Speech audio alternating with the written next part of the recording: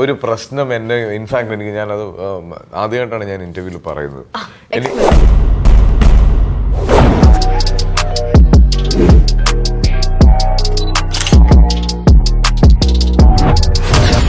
And what about mass actually? I think every single actor that I've seen recently, back in the 10 bomb എനിക്ക് ഭയങ്കര ചമ്മലാണ്. ഞാൻ tackle ചെയ്യാത്ത ഇതുവരെ ഉള്ളൊരു കാര്യം അതാണ്. I wanted to ask you that actually. എന്തുകൊണ്ട് ആ ഒരു സംഭവത്തിനെ പറ്റി ചിന്തിച്ചില്ല? ദുൽഖറിനെ പോലത്തെ ഒരാൾ മാസായിട്ട് കിങ് ഓഫ് കൊത്തയിൽ വരും, പക്ഷെ I always wanted to see you as well in it. പക്ഷെ എനിക്ക് ലാർജർ ദാൻ ലൈഫ് ക്യാരക്ടേഴ്സ് ചെയ്യാനുള്ള ഒരു പ്രശ്നം എന്നെ ഇൻഫാക്ട് ഞാനത് ആദ്യമായിട്ടാണ് ഞാൻ ഇന്റർവ്യൂവിൽ പറയുന്നത്.